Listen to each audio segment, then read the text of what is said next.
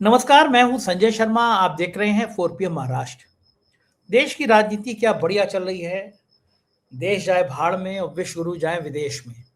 दुनिया के कई देश अपने नागरिकों को राहत देने के लिए पेट्रोल डीजल का रेट कम कर रहे हैं और हमारे विश्व गुरु जी सिरिंज लगा के आपका खून चूस रहे हैं। कब तक चलेगा ऐसा? देश की राजनीति पर अभय द्विवेदी जी से मैंने रोचक बातचीत की है। सीधा लेके चलता हूँ आपको अभय द्विवेदी जी के पास। आपसे रिक्वेस्ट है, चैनल को सब्सक्राइब और ज्वाइन कीजिएगा। शुक्रिया, thank you. 4 PM news network में बहुत बहुत स्वागत है अभय द्विवेदी जी आपका। जी। पहली बार मैं देख रहा हूँ कि गोदी मीडिया बहुत टेंशन में है, बहुत प्रेशर में है। हमारे विश्व गुरु जी विदेश यात्रा पर हैं। उससे पहले तो दिखाते थे कि भाई विदेश में गए तो लोग लाइन लगा के झंडे दिखा रहे हैं, रो रहे हैं कि विश्व गुरु जी आप नहीं होते तो हम दुनिया में जी नहीं पाते, आप हैं तो जहान है। लेकिन इस बार इसलिए प्रेशर में है कि 3 रुपए सीधा पेट्रोल डीजल पे बढ़ गया। 3 रुपए का मतलब ये होता है कि मध्यम वर्गीय परिवार की कमर टूट गई। और मैं फिर हर बार कहता हूं कि इस देश में जितनी बैंड मध्यम वर्गीय परिवार की बजाई है मोदी जी ने, उतनी कभी बजी नहीं मध्यम वर्गीय परिवार की। और ये बड़ी खराब सी कहावत कही जाती है हमारे यहाँ गांव में, गरीब की जोरू सबकी भौजाई। मतलब जो बेचारी गरीब महिला होती है उसको सब भाभी भाभी कह के छेड़ते रहते हैं। तो मध्यम वर्गीय परिवार को मोदी जी ने लगभग इसी भाव से समझ लिया है कि ये तो बेचारे कोरोना में जब लाशें गिर रही होंगी तो टॉर्च भी जलाएंगे, बैंड भी बजाएंगे, थाली भी बजाएंगे, ये कहाँ जाएंगे। सोसाइटी के अंकल आंटियां बस इस बात में खुश हो जाएंगे कि अब्दुल की चूड़ी टाइट हो गई। हिंदू मुसलमान का कार्ड करें, खेलेंगे, भगवान जी के मंदिर में 3-4 घंटे बैठ जाएंगे। और ये मध्यम वर्गीय परिवार इसकी कितनी भी बैंड बजा लो, ये कहाँ जाएगा। खून के आंसू रो रहा है। मेरे एक दोस्त है, बेचारे की 2.25 लाख तनख्वाह है। कैलकुलेट करके बता रहा था कि पिछले 10-11 सालों में बड़ा भक्ता। 2014 में कहता था कि मोदी जी तो भगवान विष्णु का अवतार हैं। आज बस वो रो ही नहीं दिया फोन पे, कह रहा था समझ में नहीं आ रहा ये बच्चे पढ़ेंगे लिखेंगे कैसे, कहाँ से फीस का इंतजाम होगा। 3 रुपए का हिसाब का मतलब जोड़ रहा था कि कैसे रसोई का खर्चा बढ़ रहा है और कैसे जिंदगी का खर्चा बढ़ रहा है। तो मैं ये कह रहा था ये यात्राएं जो मोदी मीडिया वाले दिन रात दिखाते थे वो भी नहीं दिखा पा रहे हैं। इंटरनेशनल लेवल पे केवल अमेरिका और चीन की मुलाकातें, राष्ट्रपति की मुलाकातें हैं। विश्व गुरु जी गायब हैं। भारत में हाहाकार मचा है और सब मान रहे हैं ये 3 रुपए पहली बार में जोर का झटका धीरे से दिया है, ये कीमतें अभी और बढ़ेंगी। आपको क्या लगता है कि वाकई में झटका भी और लगने वाला है? नहीं, आपने लास्ट में जो अंत में जो कहा वही बात सही है।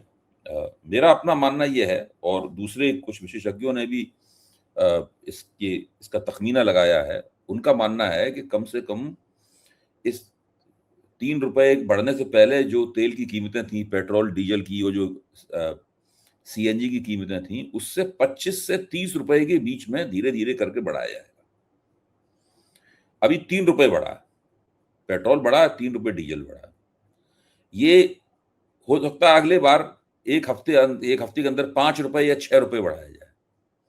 फिर उसके बाद हो सकता है कि 8 रुपए एकदम बढ़ा दिया जाए, फिर एक साथ 3 रुपए फिर बढ़ाया जाए। इस तरह करके जब तक पेट्रोल और डीजल 25 से 30 रुपए और महंगा नहीं हो जाएगा तब तक ये एक एक किश्तों में ये सब बढ़ाया जाता रहेगा। ये इस तरीके से चलेगा। अभी मोदी जी को कोई चुनाव नहीं लड़ना है, कुछ नहीं। अभी तो केवल जब पेट्रोल और डीजल महंगा होगा तो टीवी पे बहसें होंगी, अखबारों में लेख लिखे जाएंगे, तो उनके प्रवक्ता तरह तरह के उल जलूल मनमाने तर्क और झूठे आंकड़े देकर अपनी राजनीतिक गोटी लाल करने की कोशिश करेंगे। विपक्ष ने बताएगा कि भाई जब जब तेल जो है वो 60 रुपए था, $60 पर बैरल था, उस वक्त आपने क्यों नहीं उसकी कीमत कम की थी। अब आप ये क्यों कह रहे हैं कि हमने 4 साल से बढ़ाई नहीं। दरअसल वस्तुस्थिति तो ये है कि जब तेल बहुत सस्ता मिल रहा था तब ये लोग 90 रुपए या उसके पार बेच रहे थे। तो ये सब बहसें होती रहेंगी। तो मोदी जी ने अपना काम कर लिया है। मोदी जी ने 5 राज्यों के चुनाव लड़ लिए हैं और चूंकि उन्होंने पश्चिम बंगाल जीत लिया है, असम तो उन्हें जीत नहीं था, तो वो मानते हैं कि हम कामयाब हो गए। और उन्होंने खूब जम के जश्न मनाया, करोड़ों रुपए फूंक दिए कलकत्ता में जश्न के, करोड़ों रुपए फूंक दिए उन्होंने गुवाहाटी में जश्न के। और जश्न के रुपए फूकने के तुरंत पहले या तुरंत बाद में उन्होंने अपनी अपील की कि लोग किफायत से रहें और उसके बाद विदेश यात्रा पर रवाना हो गए। 2 कारों वाला एक वीडियो टीवी पे घुमा दिया गया सुनसान सड़क के ऊपर, 2 काली कारें जा रही हैं मोदी की हैं, 4 सफेद कारें जा रही हैं ये अमित शाह की हैं, सफेद सड़क और सुनसान सड़क के ऊपर वो वीडियो घुमा दिया गया और मोदी जी अपने विदेश रवाना हो गए। अमित शाह अपने पार्टी में दंद फंद होता रहता है लगातार। आजकल तो उत्तर प्रदेश केंद्र में है, पता नहीं उस पर आप क्यों नहीं चर्चा करते। उत्तर प्रदेश में जो मंत्रिमंडल का विस्तार हुआ था, अभी तक पोर्टफोलियो डिस्ट्रीब्यूशन नहीं हो पाया है, विभागों का डिस्ट्रीब्यूशन नहीं हो पाया है, और उसमें बीच में फंसा हुआ है पीडब्ल्यूडी विभाग, सार्वजनिक निर्माण विभाग, लोक निर्माण विभाग फंसा हुआ है। अभी योगी जी वहां गए थे, दिल्ली आए थे, और उन्होंने अमित शाह को जाके गुलदस्ता दिया, वो चित्र छपा हुआ है। दोनों इतने ज्यादा गंभीर हैं गुलदस्ता लेते देते समय, ऐसा लग रहा है कि जैसे कि वो ले जरूर गुलदस्ता रहे हैं, सोच कुछ और रहे हैं, दिमाग उनका कहीं और है। और तस्वीर के नीचे अखबार वालों ने कैप्शन दिया है कि वो मंत्रिमंडल का विस्तार तो हो गया लेकिन पोर्टफोलियो नहीं बटे, इसीलिए ये योगी जी आके अमित शाह से मिले हैं आकर। तो पता नहीं उत्तर प्रदेश के मुख्यमंत्री में और आला कमान के बीच में क्या पक रहा है। हो सकता है कि आला कमान बनवाना चाहता हो अपने किसी बंदे को लोक निर्माण विभाग का मंत्री, और योगी जी न बनने देना चाहते हो, इस प्रकार का झगड़ा हो। जल्दी ही इसकी भी खबर आ जाएगी तो हम लोग इसके ऊपर चर्चा करेंगे। तो मैं ये कह रहा हूं कि ये पूरा मामला इस तरीके का है कि अब अमित शाह ये सब काम निपटाते रहेंगे। मोदी जी अपना सबसे प्रिय काम विदेश यात्राएं करना, वो अपने विदेश यात्राओं पर रवाना हो गए। पूरा यहाँ पे नैरेटिव चला के और प्रपंच रच के तेल की कीमतें बढ़ा दी गई हैं। अब ये हरदीप पुरी का काम है कि वो हर 10-12 दिन के अंदर तेल की कीमत बढ़ाते रहेंगे। 40-50 दिन इसी के ऊपर बहस चलती रहेगी। अब इसके ऊपर जब बहस थोड़ी बहुत बीच बीच में अगर लगे ठंडी हो रही है, तो फिर भोजशाला वाला हाईकोर्ट का फैसला तो है ही, वर्षों से लटका हुआ था वो मामला। मध्य प्रदेश में तो भारतीय जनता पार्टी की राजनीति ही भोजशाला की वजह शुरू हुई थी। दिग्विजय सिंह जब मुख्यमंत्री थे तो उमा भारती विपक्ष की नेता थी, तो उन्होंने तो भोजशाला वाला मसला उठाया था। तब से अब तक ये मसला लटका हुआ था। आज हाईकोर्ट ने हिंदू पक्ष के बारे फैसला दे दिया। फौरन ही जैसे ही हाईकोर्ट ने फैसला दिया, टीवी चैनलों के ऊपर हिंदू मुसलमान डिबेट शुरू हो गई। एक अजीज ओवैसी की पार्टी का प्रवक्ता आके बैठ गया, एक कोई दूसरा खान पठान आके बैठ गया, इधर विश्व हिंदू परिषद के प्रवक्ता ठंडे बस्ते में पड़े हुए थे, कहीं बर्फ में लगे हुए थे, उनको उसमें से निकाल के वहां बैठा दिया गया और पूरा कार्यक्रम चालू हो गया। अब हिंदू मुसलमान भी चल रहा है साथ में, और साथ में ये तेल की कीमतों पे बहस भी चल रही है। इस पूरे चक्कर में जो बात पृष्ठभूमि में चली गई है वो बात है वोट चोरी की, वो बात है एसआईआर की। क्योंकि वो उस पर अगर जोर रहेगा, उसके ऊपर अगर बहस होगी, तो विपक्ष में एकता होगी, जनता के बीच में मैसेज जाएगा कि भाई लोकतंत्र में जो चुनावी जीतें हारें हो रही हैं, उनके अंदर लोकतांत्रिक क्वालिटी नदारत है, वो संदिग्ध हैं जीतें हारें। तो ये सब करके पता नहीं इसके पीछे कितनी योजना है, या ये आकस्मिक तरीके से अपने आप घटनाएं घटित हो रही हैं, ये तमाम प्रश्न है। उधर एक और बहुत बड़ी घटना है, मैं उसका भी जिक्र कर दूं, जो हम लोग एक तरह राउंड अप सा कर रहे हैं। वहां पर श्री गौतम अडानी इस देश के 2 बड़े पूंजीपतियों में से एक हैं। उनके ऊपर अमेरिका की अदालत में फ्रॉड का मुकदमा चल रहा था। सब जानते हैं, ब्रुकलिन में बाकायदा ग्रांड जूरी ने बैठकर उनको बताया कि इनके ऊपर मुकदमा चलना चाहिए, इनको कटघरे में खड़ा करना चाहिए। लंबे अरसे से मोदी और अडानी की दोस्ती के जो आलोचक हैं इस देश में, उन्हें ये उम्मीद थी कि अब अडानी जी वहां फंसेंगे और उनको सजा होगी, या वो सब लोग देखना चाहते थे कि सजा से वो कैसे निकलते हैं। आज अचानक खबर गई, तो कल ही न्यूयॉर्क टाइम्स में खबर आ गई थी, भारतीय अखबारों में बाद में खबर आई, एक दिन बाद खबर आई। वो खबर ये आई कि अडानी जी ने ट्रंप के जो सबसे चहेते वकील थे, उनको अपना वकील बना लिया। डोनाल्ड ट्रंप के जो खासुल खास वकील थे, उनको अपना वकील बना लिया। और वकील बनाते ही उन्होंने जस्टिस डिपार्टमेंट को एक प्रस्ताव भेजा कि अडानी जी $10 अरब का अमेरिका में निवेश करने के लिए तैयार है। $10 अरब। $10 अरब। 10 अरब डॉलर का अमेरिका में निवेश करने के लिए तैयार हैं, उसके बदले में 15,000 नौकरियां पैदा होंगी, कुल 15,000 नौकरियां पैदा होंगी 10 अरब डॉलर के निवेश से। और पैसा आएगा कहां से? उसके बदले में उनका मुकदमा वापस हो जाना चाहिए। और सुना यह गया है कि वो उसकी स्वीकृति भी मिल गई है मुकदमा वापस होने की। 10 अरब डॉलर मोदी जी फाइनेंस करेंगे अडानी जी को? इतना पैसा कहां से आएगा अडानी जी पे? अरे अडानी जी पे बहुत पैसा है। 10 अरब डॉलर क्या होता है? अडानी जी तो ग्लोबल पूंजीपति हैं भाई।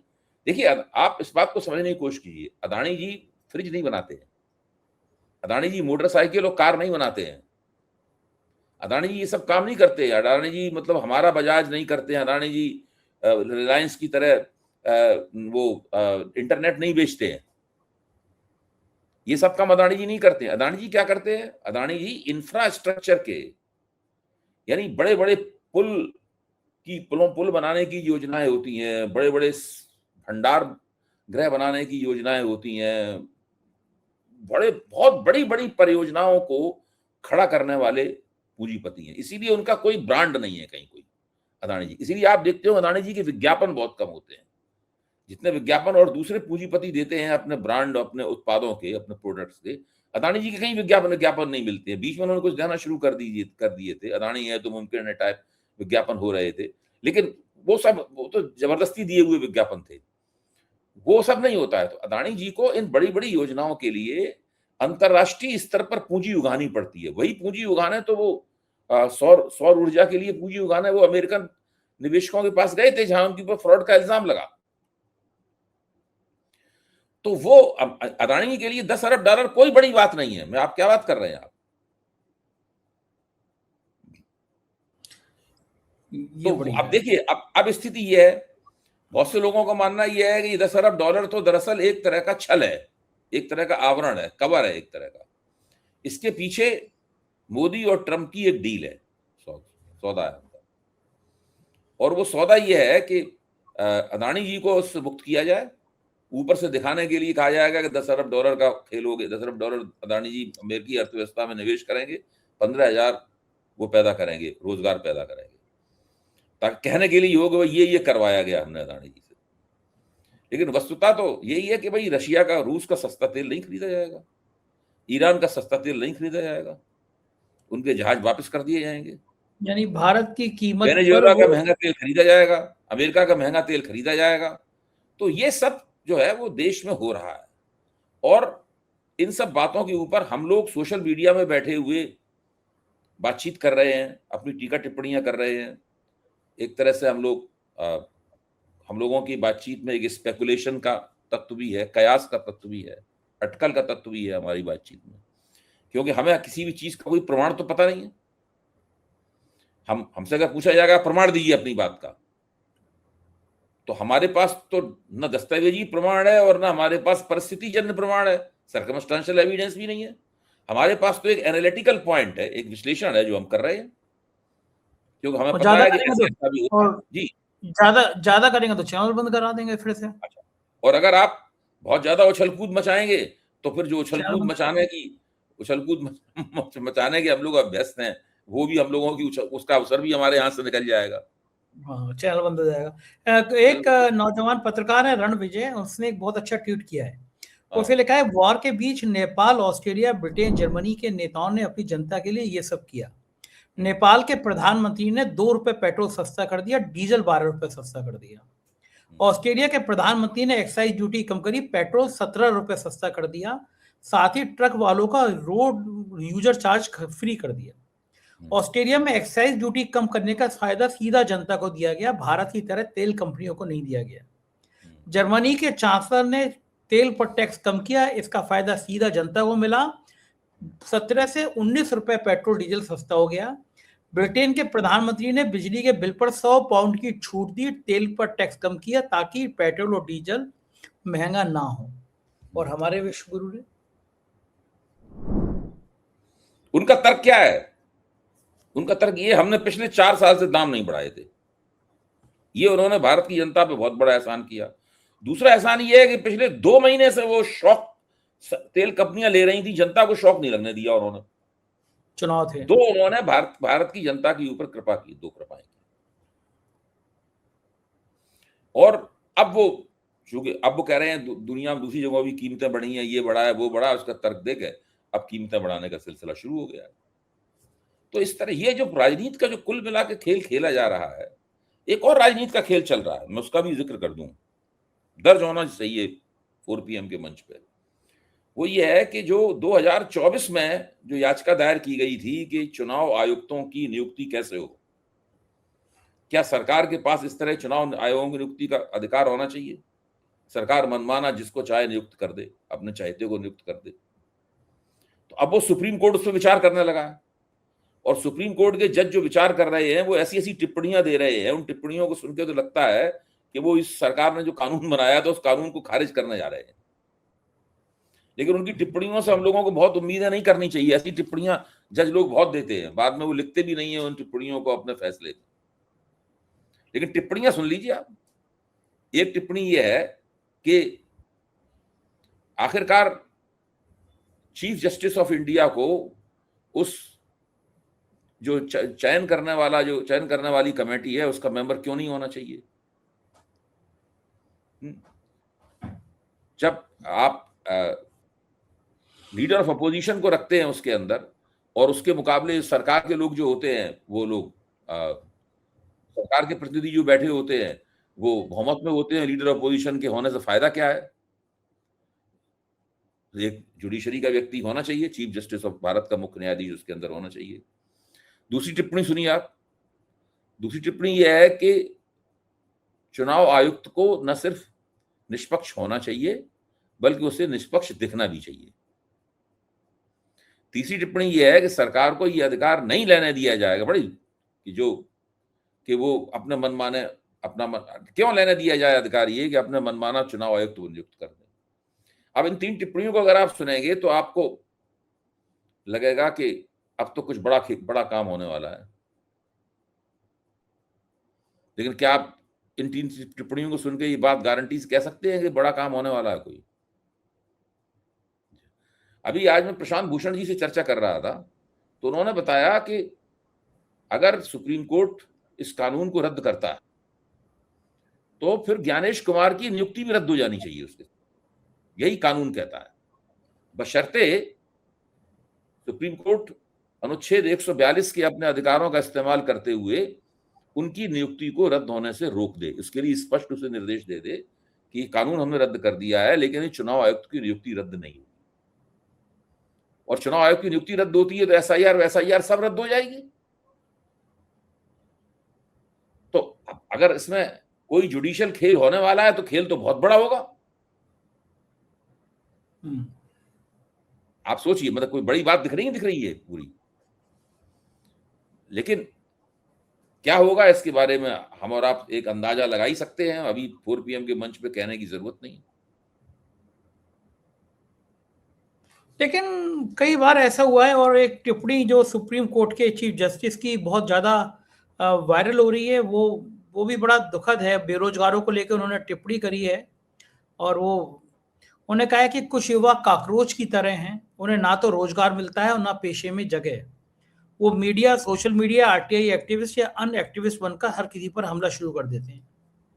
अब सुप्रीम कोर्ट के, मुझे लगता है कि चीफ जस्टिस को ये नहीं कहना चाहिए कुछ युवा कॉकरोच की तरह होते हैं, उन्हें काम नहीं मिलता। उन्हें इस बात पे गंभीर चिंता करना चाहिए कि युवाओं को काम क्यों नहीं मिलता, बजाय उनको कॉकरोच कर दो। जो आदमी नहीं कुछ काम कर पा रहा, वो RTI बन जाए, सोशल मीडिया वाला बन जाए, पत्रकार बन जाए। ये तो ज्यादा अच्छा है ना कि वो हाथ में तमंचा उठा के अपराध करना शुरू कर दे।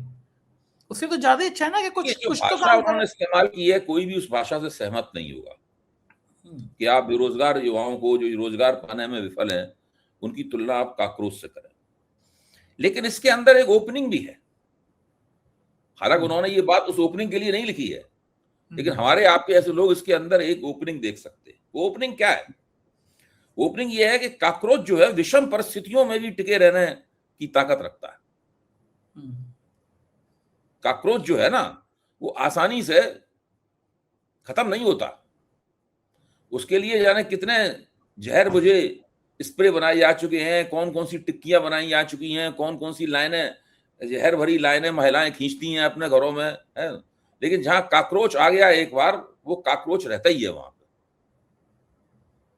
अच्छा, तो इसका ये भी है कि आप देश के नौजवानों को रोजगार नहीं देंगे, उनको बेहाल कर देंगे, उनको विपन्न कर देंगे, उनको बिल्कुल रोटी पानी के लिए मोहताज कर देंगे, लेकिन वो सोशल मीडिया के जरिए अपना विरोध व्यक्त करते रहेंगे। अब आप उनको काक्रोच कह रहे हैं, कहिए, लेकिन ये काक्रोच तो मरने वाला, कहीं जाने वाला है नहीं। और वो अपनी जो भाषा उसे आती है उस भाषा का इस्तेमाल करके अपनी बात कह रहा है, अपना विरोध व्यक्त कर रहा है। ठीक बात है। और डॉलर जो है शान के साथ 96 रुपए क्रॉस कर गया, भारत का रुपया। प्रधानमंत्री का सुषमा स्वराज का डायलॉग याद है आपको कि जब मनमोहन सिंह थे तो रुपया गिरता है तो क्या क्या होता है। अब किसी के मुंह से आवाज क्यों नहीं निकल रही, क्या रुपया 100 क्रॉस करेगा डॉलर के मुकाबले, इतना बुरा हाल हो जाएगा हम लोगों का, क्या लगता है भाई जी? देखिए 96 हो गया था क्रॉस करते करते, फिर थोड़ा सा पीछे हटके बंद हुआ है। 96 के नजदीकी है, ठीक ही कहा आपने, लेकिन ये रुकेगा नहीं यहां पर, ये रुकेगा नहीं यहां पर। और ये मुझे लगता ये है कि ये आने वाले 15 दिनों के अंदर अंदर ये 100 रुपए पे पहुंच जाएगा और इतिहास बन जाएगा। जो भारतीय अर्थव्यवस्था की जो बुरी हालत है, इनके विदेशी मुद्रा भंडार की जो बुरी हालत है, वो उसका कारण ये भी है कि ये रुपए की गिरावट डॉलर के मुकाबले रोक नहीं पा रहे हैं किसी भी तरीके से। इसके लिए न जाने कितने टन सोना खरीद चुका है रिजर्व बैंक कि किसी तरीके से उसको रोक ले, वो भी नहीं हो पाया। रुपए के मुकाबले डॉलर बेचे जा चुके हैं रिजर्व बैंक द्वारा, इसको कहते हैं भाषा में शॉर्ट किए जा चुके हैं, लेकिन फिर भी वो नहीं रोक पाया। उसकी वजह क्या है? उसकी वजह है कि भारतीय अर्थव्यवस्था की हालत बहुत खस्ता है। अर्थव्यवस्था में डॉलर आ नहीं रहे हैं, तो सरकार ने अर्थव्यवस्था में किसी तरह डॉलर आए, लोग विदेशी जो एफडीआई फॉरेन डायरेक्ट इन्वेस्टमेंट है वो भारत की तरफ बढ़े, तो उसके लिए जो होल्डिंग टैक्स होता है उस होल्डिंग टैक्स में कटौती की घोषणा कर दी है उन्होंने, ताकि जिनके जो जो जो डॉलरधारी हैं दुनिया में वो आए और भारत सरकार के बॉन्ड खरीदें, वो बदले में ब्याज लें। पहले उन्हें 20% या कितना परसेंट होल्डिंग टैक्स देना पड़ता था, उस होल्डिंग टैक्स को कम करके ये लोग दिखाना चाहते हैं कि भाई आइए हम होल्डिंग टैक्स कम कर रहे हैं, आपकी इनकम इससे ज्यादा बढ़ेगी। लेकिन कोई भारत में डॉलर लेके आना नहीं चाहता, ना पोर्टफोलियो इन्वेस्टमेंट में लाना चाहता है, ना डायरेक्ट इन्वेस्टमेंट में लाना चाहता है, ना ही प्रोजेक्ट्स के जरिए जो इन्वेस्टमेंट आता है, कारखाने लगाने के जरिए, परियोजनाएं बनाने के जरिए इन्वेस्टमेंट आता है, उनके जरिए भी डॉलर नहीं लाना चाहता है। क्योंकि सबकी मंजिल इस वक्त अमेरिकी स्टॉक एक्सचेंज है, जहां पर जो आईटी के शेयर्स हैं वो बहुत जबरदस्त छलांगे मार रहे हैं, उनसे बहुत लोगों को फायदा हो रहा है। अमेरिकी बॉन्ड जो, जैसे भारतीय बॉन्ड जो है लोगों को पैसा नहीं दे रहा है, उसी तरह अमेरिकी बॉन्ड जो है उससे बड़ा फायदा हो रहा है, तो सब पैसा निकल के उधर जा रहा है वहां। तो अमेरिकी स्टॉक मार्केट की बल्ले बल्ले है और भारतीय स्टॉक मार्केट किसी तरीके से गुजर बसर कर रहा है, ये स्थिति है। तो मैं ये मानता हूं कि काफी बुरी स्थिति में है ये लोग, लेकिन इन लोगों का मानना ये है कि वो इसी तरीके से कुछ प्रबंधन, कुछ मैनेजमेंट करके अंततः टाइम निकाल लेंगे। अब ये देखने की बात है, टाइम निकालते कि निकालते हैं। कई विशेषज्ञों को तो मानना ये है कि 15-20 दिन में ही स्थिति और भी खराब होने वाली है, क्योंकि जितना इनके पास पेट्रोलियम पदार्थों का भंडार था, वो भंडार जितना ये कह रहे 10% कम हुआ है, लेकिन सुना ही जाता है कि भंडार और भी ज्यादा काफी कम हुआ है। इनके पास 12-13 दिन से ऊपर का भंडार रह नहीं गया है। हरदीप पुरी कहते हैं 60 दिन का है, लेकिन लोग मान रहे हैं कि 12-13 दिन का या 15 दिन का भंडार है इनके पास केवल। ठीक तो बात है। अगर हालात कहीं से उनके पास पेट्रोलियम पदार्थ नहीं आए, तेल के भरे हुए जहाज वहाज नहीं आए, तो इन बहुत मुश्किल हो जाएगी। ठीक बात है, हालात बहुत खराब हो रहे हैं। बहुत बहुत शुक्रिया अभय जी, आपने मुझे समय दिया, बातचीत की, थैंक यू। ये थे अभय द्विवेदी जी, और मैंने जैसा आपसे कहा कि मुझे इस समय आपकी बहुत मदद की जरूरत है। सरकार चाहती है कि मेरी आवाज बंद कर दी जाए। पूरे देश में किसी पत्रकार पे इतनी कार्रवाई नहीं हुई जितनी मुझ पर हुई है। ऐसे मौके पे मेरा साथ दीजिए, चैनल को सब्सक्राइब कराइए, ये इतनी मदद करिए कि खुद 10 लोगों को पकड़िए और 10 लोगों को बताइए ये वो चैनल है।